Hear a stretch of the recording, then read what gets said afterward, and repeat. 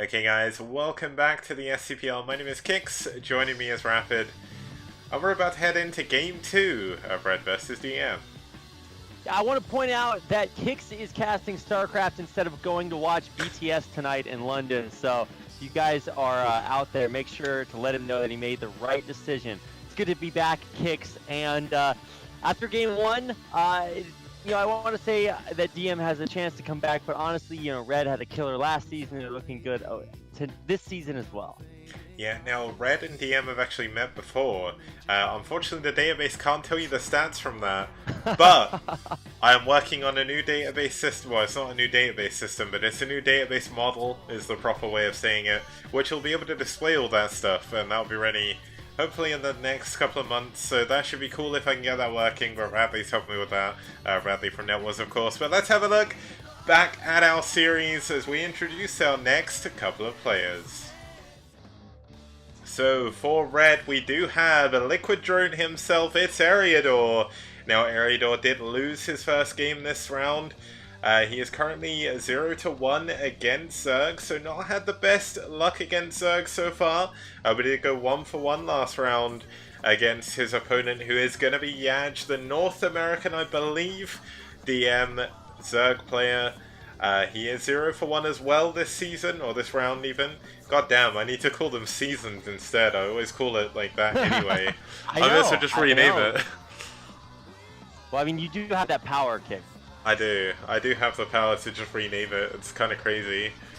But either way, obviously Yaj doing a little bit better, did go 1-for-1, so he's got the 50% win rate against his opponent, but also went 1-for-3 last round, so Yaj going to be looking to put in a little bit of work here as he moves on to Shin Peaks of Baekdu. Shin Peaks of Baekdu should be a lot of fun, with still a lot of ZVP on here so far. There's been a lot of crazy one base all-ins. But overall, a quite fun map for ZVP. Yeah, looking forward to seeing how this works out. Always a pleasure to cast this map, certainly one of my favorites. And I mean, watching Drone or Eriador play is pretty great. Yaj is actually a really good player, and while he might not be a big fan of mine, he is actually really sick, but has lost the last few times that I've gotten a chance to see him play. So I would hope that he has some success here, but honestly, Drone has just been around for a million years, so it's hard to root against that guy. Yeah, Drone, the granddaddy of Brood War, I would say, and even in the Pylon chart, Tosis mentioned Drone as one of the people who actually taught him the game, so... Yeah, he's been around for a million years. Drone's been there since the beginning, man. Like, he's the foreign boxer, yet no one knows him. It's sad. We need to get his name out there, and that's what the STPL is trying to do. Yeah, I don't know about no one knows him, but he's been around for a while. So hopefully through today's games and through his wins, he can show good games so that his fans can cheer for him. Yep. I always love that translation of the Korean interviews. But either way, it's going to be Red's Eriador versus DM's Yaj on Game 2 of this match between Red versus DM. Let's get going.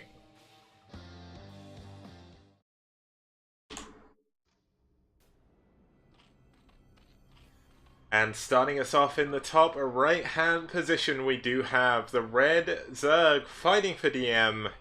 It's gonna be Yaj. And it looks like they may have regamed. Yeah, that's entirely possible. His opponent in the bottom left-hand corner, this Protoss, is Eriador, playing for Red. Now, one thing that a lot of people don't, well, many people that may not know is Eriador is actually a random main. Random is banned in the STPL, so he plays mainly Zerg, but does pick PvZ instead of playing ZvZ. Although, much like Marine for Sai, he can actually pick any of the matchups if he wants. He knows to play every single one of them to a pretty high level as well. Like, I know, I believe he's told me before that his Terran is probably his weakest matchup, but his Protoss is insane. Like, his Zerg usage, we see a lot of Queens, and his Protoss, we see a lot of Dark Archons as well. So hopefully we'll see some of those today. Yeah, Dark Archons. Oh boy. Entirely possible. I wouldn't put it past him. At some point, you play enough games of Brood War where you just get a little bit bored with playing games that don't have Dark Archons in it, since that's most of them. So I like to think that that's the thought going through Eriador's head. But I mean, it's a 9 pool on the other side there for Yaj, or he is going to I don't know, have some early or overpool. Yeah, overpool. I was gonna say. It's always so weird, and then I'm like, wait, there's an Overlord running out of the base, so it's probably an Overpool. Yeah, I had my screen scrolled up, so I didn't see the Overlord pop out, but yeah. I'm glad you're here to catch me, Kix. Overpool's very run-of-the-mill build, very, very popular at the moment, especially on a map like this as well, because it allows you to get your lings out a little bit quicker without foregoing the sort of economy problems you have from a 9 pool, but yeah, you're going to be kind of annoyed by this. Eriador doing a really good job blocking that hatchery, and unlike a lot of other maps like Circuit Breakers or Fighting Spirit, on Shin Peaks of Baekdu you actually have to go quite far away to build your third hatchery, so Yaj looks like he wants to go to that right-hand position, but that's going to be very open to Zealots a little bit later on in the game. Yeah, I've seen a lot of 2 gates win some games here, Kix, because it is just so hard to get your early Zerg units over there. I mean, maybe you can put your Zerglings in position to defend your third, but it's so hard because you have to cover such a wide area. So, covering area against Eriador, you might imagine being somewhat difficult. Now, one thing I will say about Eriador's wall at the moment is, well, it's kind of like a semi-wall at his ramp. I wonder, later on in the game, is a Dragoon even going to be able to get off his ramp? That looks very, very tight on both sides. I saw a probe go in and out, so at least some units will be able to get through, but I really worry about Dragoon pathing a little bit later in the game. Yeah, I think you can just pylon on the other side and then kill the pylon at the front, and that should make it a little bit better when you don't have to worry about your natural being busted. But you know, honestly, man, I've been watching. Just tonight, I got a chance to watch Rain versus Effort, or just a couple days ago, I got a chance to watch Rain versus Effort, and holy, it was. Wait, that was tonight. It was, yeah, it was yesterday. Oh my god. It's been too many games of StarCraft. Wow, what am I even talking about? And I think the lesson that we all learned from Rain versus Effort is that Hydras are pretty darn good.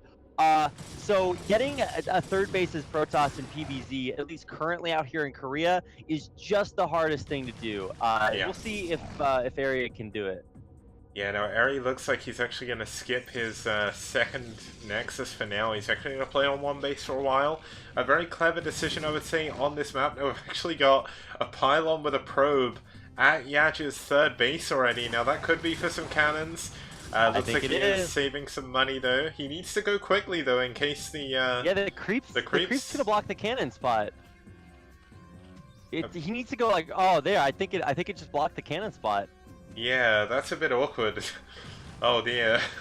Left it a little bit too long. Maybe that wasn't for that, but... Yeah, so what you can do is you can cannon, like, the... no, there's not even... Okay, never mind. There's basically nothing good to do here anymore. Alright. That's a cool pylon you just donated. I mean, maybe you use it for surface area? I don't know. Anyway, I mean, it could possibly give you like a single gap behind it for Zealots or something, but it's going to be so close. We're going to have Zealots on the ramp against the Zergling, still wanting to pull back, but nice pull by Yaj. Oh, he's getting a lot of really valuable probe shots off, but ultimately that is, you know, the drone pull and the Zerglings were enough to take it out. So that, for now, really just holds everything. They're at the third base. And yeah, here are the Zerglings killing off that pylon, which is there for some reason. Yeah, I can only imagine he was going to go for a cannon rush, but then I didn't have enough money to build 2 cannons at once, so kind of left it. I mean, I really want to speak to Drone after this and then see what his plan was with that, because that's one of the powers we have through both speaking the same language, which is really awesome. Wow, Kix, that's super sick. Yeah. I'm so happy for you. It's like the ESL interview, but in English, so it's all good. Yeah, unless he also knows Japanese, and then that's your common language. But yeah, it's pretty cool, and he is super active in the community, so always out there to give some helpful advice. So if he could give me the advice about why I should be building pylons at my opponent's thirds when their creep gets to them, then maybe I can learn some things. But as is, we are seeing the transition to 5-hatch Hydra, and so this is going to be a big swell coming up in the future. And I think this is the moment that is hardest for a lot of Protoss players to overcome, because as Protoss right now, you're building you're building the cannons to defend your main. You've got your zealots out there, and you're trying desperately to either like mix in some Corsairs or find time to get your Templar tech out. And he's only just now about halfway done with his Citadel, so. I'm always curious to see if you have a really fast, really good Zerg player, you can get Hydras there before there's really almost anything to defend. So that's a really key timing coming up here in the near future. Yeah, I mean, there's going to be 5 hatcheries there, but there's still no Hydralisk Den just yet. He is going to go to Lair before his Hydra Den. Very, very standard, I would say. Yeah. Lurkers are going to be very powerful on this map as well, so it wouldn't surprise me if we did see those. We've seen Muteless play on this map as well. He did, of course... he has, of course, secured his third base for his third gas.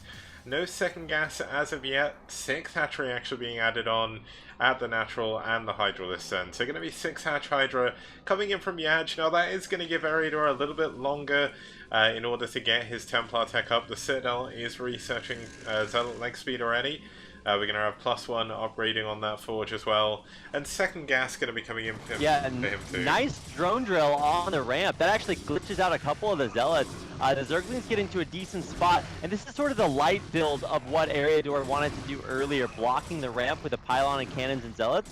And he actually said in chat that he didn't get a chance to establish it, but this is just crazy damage. Insane number of probes going down, or drones going down. Yeah, there's also a Zealot in the natural as well. That's an insane amount of damage being done right now by Eriador. He got 3 kills on that. Another drone goes down in the middle of the map as well. So Eriador doing a great job. Oh yeah, that's really tragic, because when you're going up to 5 hatchery Hydra, like, you got to be able to pump off of that, and if your economy gets hit, then like the larvae just kind of chill out there.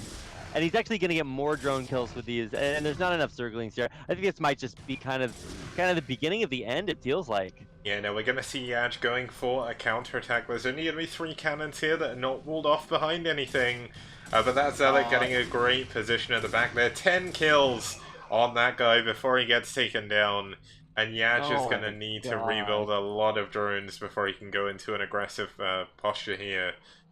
But I mean, he does have the agency to do that, though. Eriador doesn't have that many Zealots behind this. He's still... I mean, he's just gone up to 4 gates now, but he's been on 1 gate for quite a while. And I mean, this is quite a lot of links to be able to hold off any additional Zealots coming out. No, I can respect what you're saying, Kix. A lot of drones not mining at the third base, but I can respect what you're saying. It does take a lot to throw away all your Zealots to try to get economic damage. So the idea is, hey, you know, maybe there's a chance for me to find some success out there. Also want to point out that Yaj is spreading his lings around the map. It's a really sexy split. Because he just wants to make sure that he knows exactly what's out there. Because at this point, if Eriador's tried to like sneak a third during this, which he just did. Yeah, you can actually get, caught out a little bit in trouble. Oh, but more Zealots going into the third base once again. He droned up so hard over there, and he's going to lose all of them again. He doesn't have that many units back home. And Drone really making good use of all of the surface area on this map. It looked like the Zealots seemed to get through the one place that Yaj didn't have units watching, and he's paying the price quite dearly here. And for a guy named Drone, he really hates those a whole lot. Yeah. I mean, luckily enough for Yaj, his drone saturation is absolutely off the chain right now. Oh, so it's actually insane. I want to say that he's almost even after losing so many drones, because he just built so many drones. Actually, that's something that I think Effort has been experimenting with a little bit more recently now, and Jaedong as well, is getting the 5th or even sometimes 6th hatchery and saying, well, my economy's going to take a hit, but I can just make so many drones this way that it makes up for losing a bunch to any early aggression. Yeah, I mean, obviously the only major difference there is if you're against something like DTs, but once again, Drone heading around the right side of the map. And do we have Yaj with enough defense here? There's not really that good of a SimCity. He does have the ramp though, and he is going to have Lings out the front buffering for those Hydralisks. And it looks like this time Yaj is going to be able to do the damage he needs to the Zealots, because finally that economy is kicking in, and the pure number of Hydralisks coming out of all of these hatcheries is kind of insane right now. Yeah, he was a little bit supply blocked, I want to say there for a second, but now every egg, every larva is becoming a Hydralisk. This is the push. This is the big deal. And this is designed specifically to hit a timing where the Protoss player wants to hit a third base. Uh-oh, can't do that if there's a billion million Hydras out on the map. Yeah, and I mean, he's got Templar now, so they are going to be coming in. He's got Robo with Observatory as well. 6 gateways, if I counted that correctly. So his unit count is going to start going up. Now, of course, Protoss don't need to expand to a third as quickly as Zerg. I mean, they can sit quite happily on 2 base for a while, but he is going to need that third eventually. +1 attack has been finished. A great storm, a great couple of storms, actually. But Yance just has so many units. Yeah, those storms are so godlike. Especially losing the High Templar here would be a major tragedy. But yeah, it's just infinity Hydras at this point. 5 hatches pumping Hydras.